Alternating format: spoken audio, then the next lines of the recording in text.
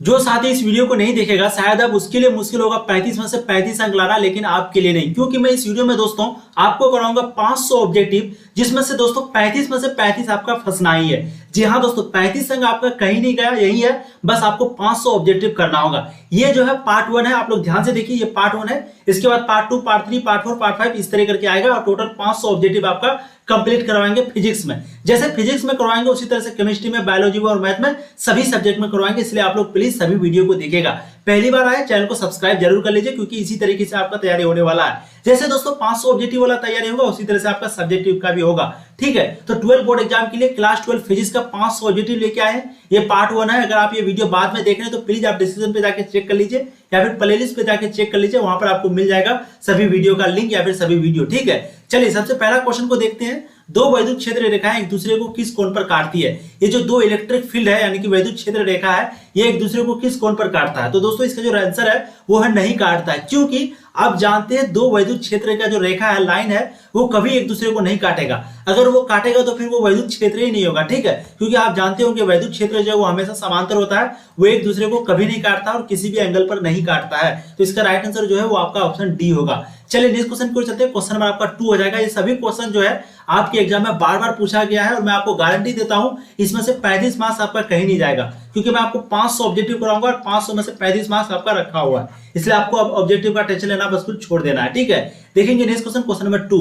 विद्युत आवेश का क्वांटम यानी कि ईएसयू, जिसको हम लोग क्वांटम को क्या बोलते हैं? ईएसयू, इसका मात्रक में होता है। यानी कि विद्युत आवेश को जब हम लोग ईएसयू में मापेंगे तो वो क्या होगा? ईएसयू में क्या होगा? आपको सिंपली ये क्वेश्चन पूछ रहा है। तो दोस्तों इसका जो राइट आंसर है वो है आपका 4.7 इंटू 10 पे पावर -10। कितना है? 4.78 इंटू 10 पे पावर -10, यानी कि ऑप्शन ए आपका राइट आंसर होगा सेकंड का। ठीक है, राइट आंसर आपका ऑप्शन ए। अब देखेंगे नेक्स्ट क्वेश्चन, क्वेश्चन नंबर 3। स्थिर विद्युत क्षेत्र, स्थिर विद्युत क्षेत्र होता है, ये जो स्थिर विद्युत क्षेत्र है वो क्या होता है? संरक्षित होता है या फिर असंरक्षित, या फिर कहीं संरक्षित तथा कहीं असंरक्षित, या फिर इनमें से कोई नहीं। तो दोस्तों इसका जो राइट आंसर हो जाएगा वो है आपका संरक्षित। क्या हो जाएगा आपका? संरक्षित, यानी कि ऑप्शन ए। ठीक है, तो ऑप्शन ए, स्थिर विद्युत क्षेत्र जो है वो संरक्षित होता है। अब देखेंगे नेक्स्ट क्वेश्चन, क्वेश्चन नंबर 4।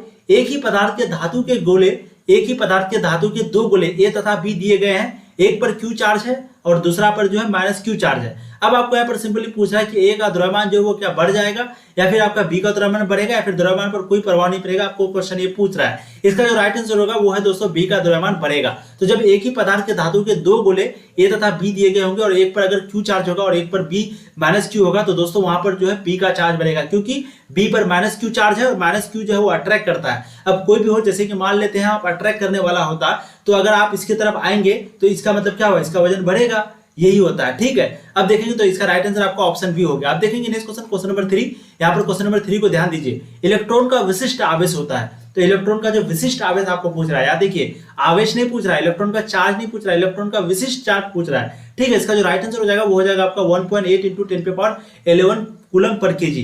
कितना है? 1.8 इंटू 10 पे पावर 11 कूलम पर केजी। यहाँ पर सिर्फ आवेश पूछता तो फिर देते हम लोग 1.6 इंटू 10 पे पावर -19 कूलम, लेकिन यहाँ पर कूलम पर केजी 1.8 इंटू 10 पे पावर 11 होगा। ठीक है, ये विशिष्ट आवेश है। अब देखेंगे next question, question number 6। Dibai मात्रक है, ये जो डिवाई है ये किसका मात्रक है? चार्ज का, यानी कि आवेश का, विभव का, विद्युत द्विध्रुव आघूर्ण का, या फिर कोई इनमें से कोई नहीं। तो दोस्तों इसका जो राइट आंसर हो जाएगा वो है आपका विद्युत द्विध्रुव आघूर्ण का। तो डिवाई जो है वो विद्युत द्विध्रुव आघूर्ण का मात्रक होता है। ऑप्शन सी आपका राइट आंसर होगा। अब देखेंगे नेक्स्ट क्वेश्चन, क्वेश्चन नंबर 7। एक आवेशित चालक की सतह के किसी बिंदु पर विद्युतीय क्षेत्र की तीव्रता।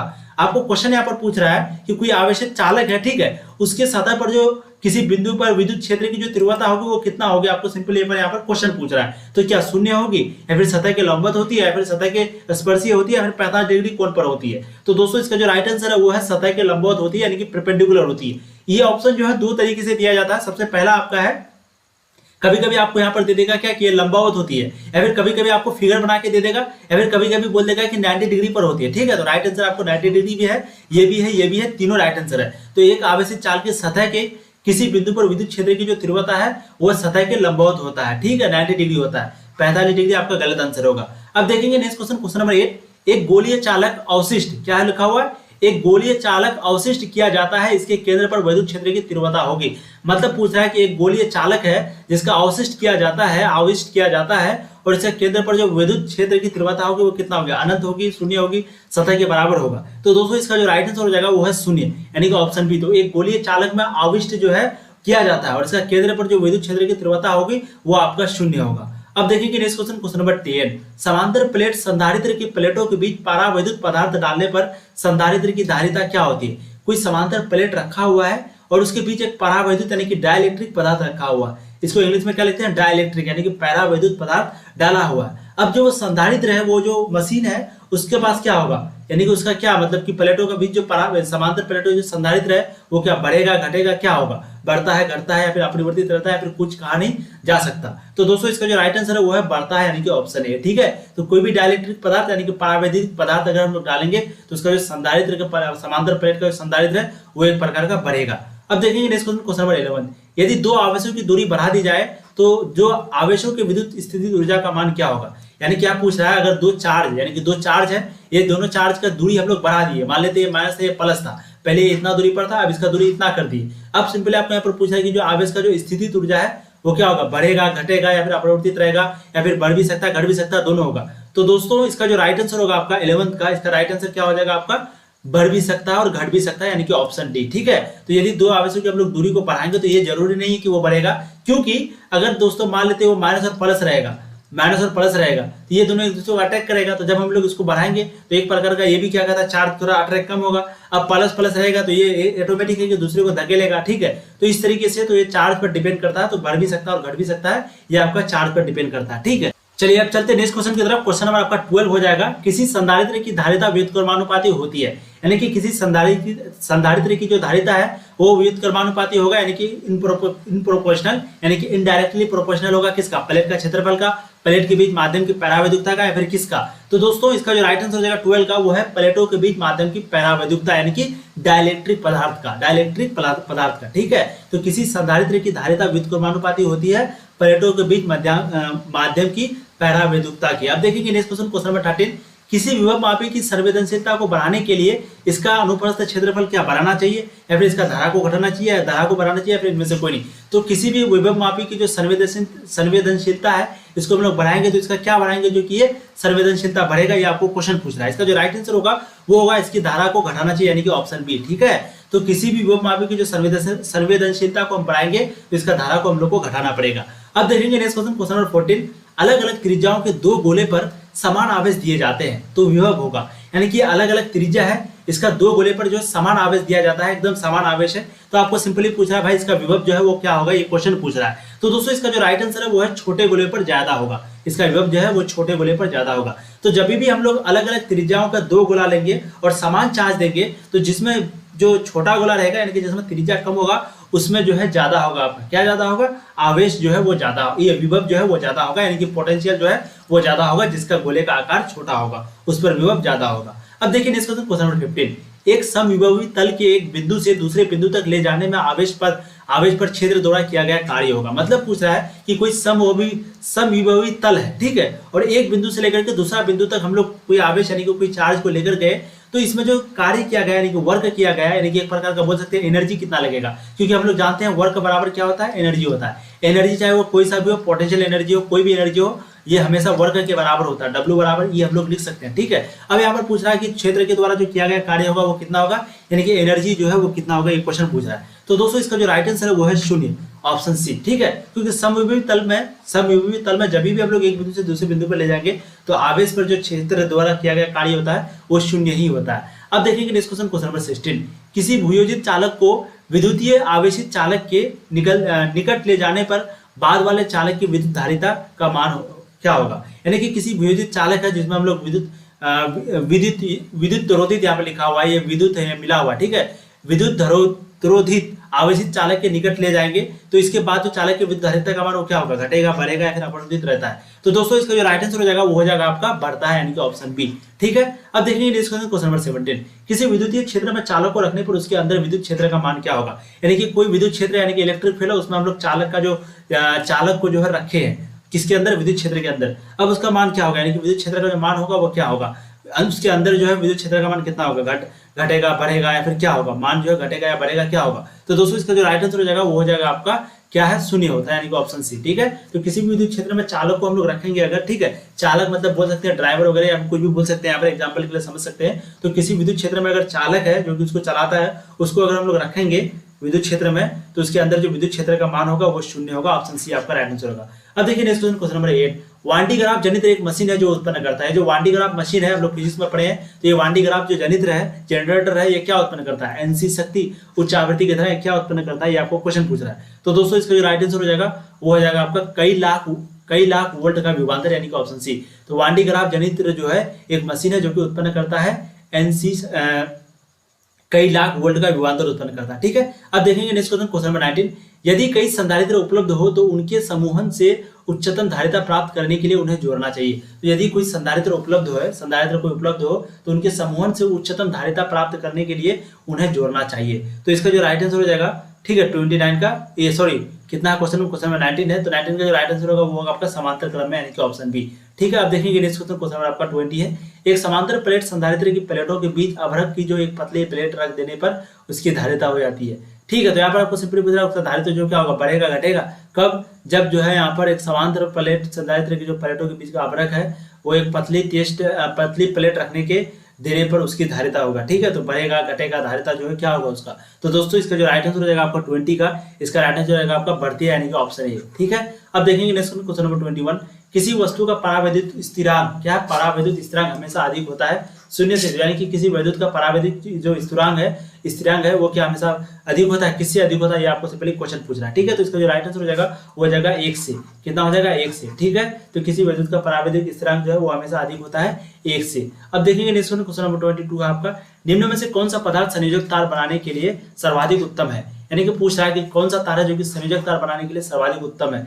एक है आपका यहाँ पर नाइक्रोम, टंगस्टन, तांबा। ठीक है, तो संयोजन तार बनाने के लिए सर्वाधिक उत्तम कौन सा है, या फिर लास्ट में मैग्नीज का भी ऑप्शन दिया हुआ है। तो इसका जो राइट आंसर हम लोग है, इसका राइट आंसर क्या हो जाएगा दोस्तों, वो है आपका तांबा, यानी कि ऑप्शन सी। तो निम्न में से कौन सा पदार्थ जो है संयोजक तार बनाने के लिए सर्वाधिक उत्तम किए थे, तो आपका राइट आंसर तांबा निकल गया, ऑप्शन सी। ठीक है, अब देखेंगे नेक्स्ट क्वेश्चन, क्वेश्चन नंबर आपका हो जाएगा, क्वेश्चन अभी हम लोगों ने 22 तक कवर किया। क्वेश्चन नंबर 23 को देखते हैं। फ्यूज तार किस पदार्थ से निर्मित होता है? ये जो फ्यूज तार है वो किस पदार्थ से निर्मित होता है, हम लोगों ने पढ़ा भी है चैप्टर में।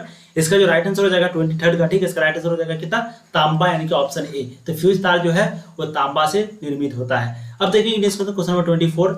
क्या है? किरचॉफ का प्रथम नियम एवं द्वितीय नियम का आपको यहाँ पर लॉ पूछ रहा है। ठीक है, तो प्रथम लॉ, उसके बाद सेकंड लॉ और थर्ड लॉ, ये तीनों का जो है आपको यहाँ पर पूछ रहा है। तो किरचॉफ का जो प्रथम नियम एवं द्वितीय नियम से आधारित जो है वो है आवेश संरक्षण एवं संवेग पर, ऊर्जा संरक्षण एवं आवेश संरक्षण पर, या फिर संवेग आरक्षण एवं आवेश संरक्षण पर। ठीक है, आवेश संरक्षण एवं ऊर्जा संरक्षण पर, इस तरीके का है यहाँ पर। तो किरचॉफ का जो प्रथम नियम है वो यही था, द्वितीय में। उसका दूसरा क्या है? तापक्रम बढ़ाने पर यदि प्रतिरोध घटता है तो वह, यानी कि तापमान बढ़ाने पर जो यदि प्रतिरोध घटेगा तो वो क्या होगा? अतिचालक होगा, अर्धचालक होगा, या फिर आपको देख करके ऐसे करके मतलब कि बोल सकता। ठीक है, तो इसका जो राइट आंसर होगा 25 का, वो राइट आंसर क्या हो जाएगा दोस्तों? अर्धचालक, यानी कि ऑप्शन बी। तो तापमान बढ़ाने पर यदि प्रतिरोध घटता है तो वह जो है आपका राइट आंसर 25 का राइट आंसर हो ही जाएगा कितना? बी। ठीक है, यानी कि अर्धचालक आपका राइट आंसर होगा। अब देखेंगे नेक्स्ट क्वेश्चन, क्वेश्चन नंबर 26। यदि ताप का मान 3 डिग्री सेल्सियस से बढ़ा दिया जाए तो प्रतिरोधकता गुणांक का मान होगा। यानी कि हम लोग कोई ताप का मान है जो कि 3 डिग्री सेल्सियस था, उससे बढ़ा करके हम लोग प्रतिरोधकता यानी कि उससे बढ़ा दिए तो प्रतिरोधकता जो गुणांक का मान है वो क्या होगा? बढ़ेगा, घटेगा, या फिर समक्ष उसी तरह रहेगा? ये आपको सिंपली क्वेश्चन पूछ रहा है। तो दोस्तों 26 का जो आपका राइट आंसर हो जाएगा वो हो जाएगा आपका लगभग समान रहेगा, यानी कि ऑप्शन सी। ठीक है, अब देखिए नेक्स्ट क्वेश्चन नंबर आपका 27 है। स्विच ऑन करने के बाद एक इलेक्ट्रिक बल्ब का ताप। ठीक है, तो स्विच को ऑन करने के बाद एक इलेक्ट्रिक बॉल का ताप। ठीक है, अब देखिए क्या होगा? बढ़ेगा, घटेगा, क्या आपको क्वेश्चन पूछ रहा है। तो दोस्तों इसका जो राइट आंसर है वो है आपका कितना? हम लोगों ने क्वेश्चन 26 किया, 27 है। ठीक है, तो 27 का जो आपका राइट आंसर हो जाएगा वो जाएगा आपका डी, प्रथम शतः। ठीक है, तो राइट आंसर आपका हो जाएगा यहाँ पर कितना?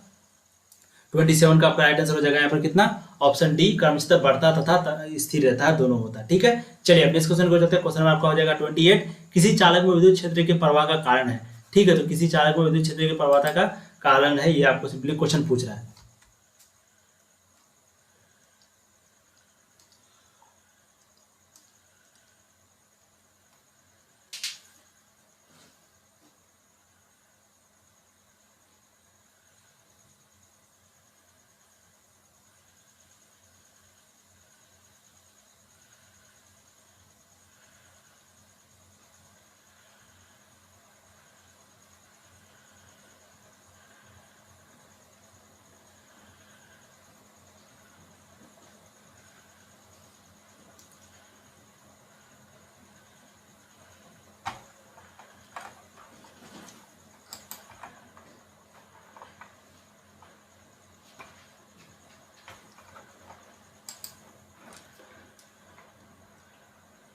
किसी चालक में विद्युत धारा के प्रवाह का कारण है, जो किसी चालक में जो विद्युत धारा का प्रवाह है उसका क्या कारण है, ये आपको बेसिकली क्वेश्चन पूछ रहा है। तो दोस्तों इसका जो राइट आंसर हो जाएगा वो हो जाएगा तापक्रम के अंतर पर, यानी कि ऑप्शन बी। ठीक है, तो टेम्परेचर का अंतर पर जो विद्युत चालक में विद्युत तीव्रता जो प्रवाह है वो बढ़ता घटता है। ठीक है, अब देखेंगे next question, question number 29, electron volt द्वारा मापा जाता है। तो जो इलेक्ट्रॉन वोल्ट है उसके द्वारा क्या मापा जाता है, चार्ज को, विभवांतर को, धारा को, या फिर इनमें से कोई नहीं। तो दोस्तों इसका जो राइट आंसर हो जाएगा वो हो जाएगा आपका इनमें से कोई नहीं, यानी कि ऑप्शन डी। ठीक है, तो इलेक्ट्रॉन वोल्ट द्वारा जो है ऑप्शन सी पर जाएगा। अब देखेंगे नेक्स्ट क्वेश्चन, क्वेश्चन नंबर आपका 30 हो जाएगा, ऋणावेश का प्रवाह होता है। ऋणावेश का जो प्रवाह होता है वो कितना होता है, देखिए, निम्न विश्व से उच्च विश्व की ओर, उच्च विश्व से निम्न विश्व की ओर, विभव से स्वतंत्र होता है। इनमें से कोई नहीं राइट आंसर होगा। ठीक है, तो आपको 10 क्वेश्चन नंबर समझ आ गया। क्वेश्चन नंबर 11 जो क्वेश्चन नंबर आपका 11 है, मतलब कि 31 क्वेश्चन है। ठीक है, 31 क्वेश्चन क्या पूछ रहा है, ताप विद्युत युग्म में प्रवाहित धारा को कहा जाता है। जो ताप विद्युत युग्म है उसमें प्रवाहित जो धारा है उसको क्या कहा जाता है, ये आपको बेसिकली क्वेश्चन पूछ रहा है। इसका जो राइट आंसर हो जाएगा वो हो जाएगा सीवेक धारा, यानी कि ऑप्शन ए। कितना हो जाएगा, सीवेक धारा। ठीक है, अब देखेंगे next question, question number 32 question क्या कह रहा है, देखिए, हीट स्टोन ब्रिज का व्यवहार किया जाता है मापने में विद्युत वाहक बल को, धारा को, प्रतिरोध को, आवेश को। तो बताइए वेट स्टोन जो है ब्रिज जो है उसमें 5 नंबर का पूछता है वेट स्टोन ब्रिज के बारे में। तो इसमें जो है हीट स्टोन ब्रिज का व्यवहार किया जाता है। ठीक है, तो यहाँ पर आपको एक सिंपली क्वेश्चन पूछ रहा है 32 में। तो 32 का जो आपका राइट आंसर हो जाएगा, ठीक है, 32 का राइट आंसर आपका क्या हो जाएगा दोस्तों, प्रतिरोध, यानी कि ऑप्शन सी। अब देखेंगे नेक्स्ट क्वेश्चन, क्वेश्चन नंबर 33 क्या पूछ रहा है, ताप विद्युत युग्म में एक साधन है जो कि रूपांतरित होता है विद्युत ऊर्जा के उष्मा से, या फिर यांत्रिक ऊर्जा को उष्मा की ऊर्जा से, उष्मा ऊर्जा को विद्युत क्षेत्र ऊर्जा में। ठीक है, और इनमें से कोई नहीं। तो दोस्तों 33 का जो राइट आंसर हो जाएगा वो हो जाएगा आपका उष्मा ऊर्जा को विद्युत क्षेत्र ऊर्जा में, यानी कि ऑप्शन सी। अब देखिए नेक्स्ट क्वेश्चन, क्वेश्चन नंबर 34 किसी चालक का विशिष्ट प्रतिरोध होता है। तो 34 का जो राइट आंसर हो जाएगा वो हो जाएगा आपका ऑप्शन ए, तापमान पर, यानी कि किसी विशिष्ट का जो चालक है वो तापमान पर ज्यादा होगा। ठीक है, तो इस तरीके का है। तो सभी क्वेश्चन उम्मीद करते हैं आपको समझ में आ गया होगा। ये पार्ट 1 था, फिर से बता दें ये पार्ट 1 था। चैनल पे पहली बार है सब्सक्राइब कर लीजिए। अब फिर पार्ट 2 पार्ट 3 इसी तरीके आएगा। ठीक है, और अगर आप ये वीडियो बाद में देखें तो प्लीज आप डिस्क्रिप्शन पे जाकर चेक कीजिए, फिर प्लेलिस्ट पे चेक कर लीजिए, वीडियो शायद ऑलरेडी पार्ट 2 पार्ट 3 आ गई होगी। चलिए फिर मिलेंगे वीडियो में, तब तक के लिए जय हिंद, पढ़ाई करते रहिए, ऑल द वेरी बेस्ट।